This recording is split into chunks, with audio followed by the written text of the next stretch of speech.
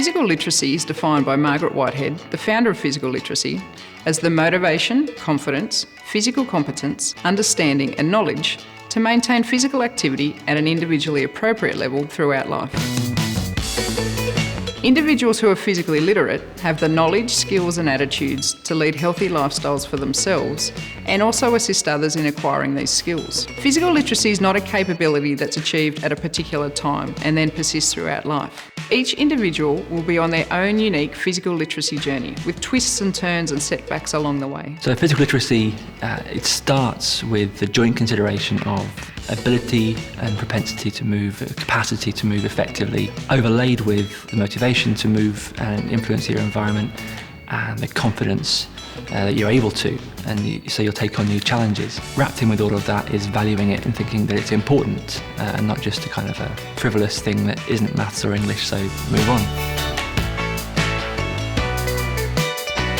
Whichever survey you take, whichever measurement tool you use, we tend to find that in Western populations, Australia included, we're not sufficiently active to retain our health. While it's not clear if young Australians are less active than they are in previous generations, there are some strong trends that have emerged. First is that we know that rates of active transportation to school have decreased over time. Fewer young people are walking or riding their bikes to school than ever before.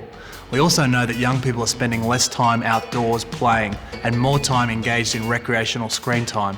Now, this is a real concern for our society. We also know that physical activity levels decline dramatically during adolescence, particularly with adolescent girls. So finding ways to provide young people with the skills and attributes that's going to help prevent this decline, which we often see carried into their adulthood, is a very important endeavour. Well, our main aim is that students develop a positive attitude towards physical activity. So we're encouraging that positive attitude through physical education and in our sports. It's not about winning, it's about having fun and learning new skills and games. It's really fun and enjoyable, and it's all for a good cause. It's for your body and you become fit, so it's a win-win situation.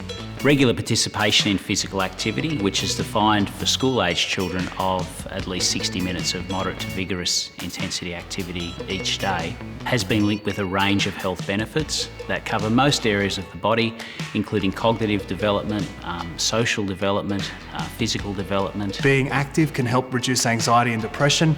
We know that young people who are active have high levels of self-esteem and a better quality of life. So it increases each child's ability to concentrate in class. They're more focused when we come back from a PE lesson.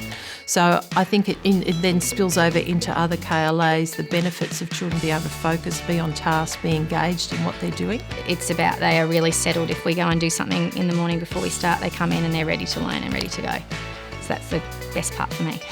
Knowing that we're actually able to cope with physical challenges and create changes in the world, either through moving objects or interacting with people or whatever it might be, if we're able to, through our movements and through our interactions with the world, actually influence it and get what we want, that tends to make us happier. They feel that they can achieve at sport, and I think that'll encourage them as adults to join sport, whereas if they lack those skills and we don't teach them in primary school, sport isn't going to be as much fun in high school, so you start to get an image that it's not a fun thing to do, which lifelong wise is going to have a fairly big impact on what they do to keep themselves healthy and what habits they pass on to their kids. And they have greater confidence in these sports, and you hear children say, oh, I didn't even know I could play this game, I'm good at this, and then I think they're more willing to try and join into a local competition because they've realised, oh, I've tried that at school, I could do it, and so they're more likely to play sports out of school. So I think that's a great value when students can feel good about themselves and think, well, I'm going to get myself into a team, whereas before they may not have. The benefits are just enormous. Our parents just love it when their kids are physically active during the day. They sleep better at night time, they wake up in a happier mood, they're better behaved during the day. The parents get to have some time to themselves, they can play with their siblings. You know, the benefits of teaching a child how to ride a tricycle, for example, means that suddenly they can be involved in activities that they were excluded from prior to that. Teaching a child how to play on play equipment in a park and how to interact appropriate with other children in the park. That can make the difference between a good day out for a family and a disaster. When you're physically active, your serotonin levels are higher, which means that our children are less likely to suffer from depression. And depression is a real problem for people with a disability, especially when they can't voice their issues. So being able to get out in the community, meet other people, make sure that you're building up your serotonin levels, those sorts of things are really vital. Through the friendship networks that are developed through sport and certain physical activities, young people develop resilience that is going to provide them with a foundation for which their mental health will be established. Physical literacy is important because just as reading, writing, vocabulary comprehension are essential for developing literacy, there are basic or fundamental skills that are essential to becoming a physically active person or a competent mover. Unsatisfactory early experiences of physical activity can create children and adults who are both unable and unwilling to attempt physical activity. A more inclusive and holistic approach to planned physical activity is required, with an equal focus on movement proficiency, motivation and confidence to move, and appreciation of the value of moving. Our society has changed. There's no question that it's much easier to be sedentary now, and providing young people with the knowledge and skills to be active now and for the rest of their lives is of utmost importance. If we can offer them fulfilling opportunities to move and engage with the world, they won't all lead to sufficient physical activity to be healthy, but they will lead to happier people, more motivated people, people who feel capable and more likely to go out and do activities.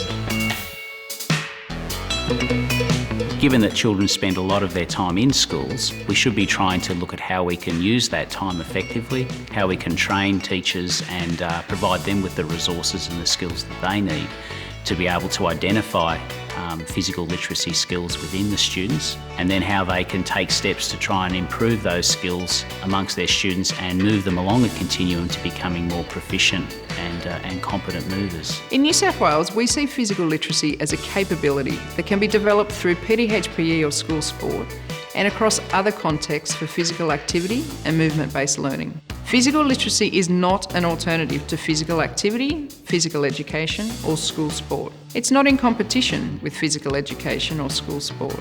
Physical literacy is developed and supported through effective planned physical activity, such as PDHPE and school sport.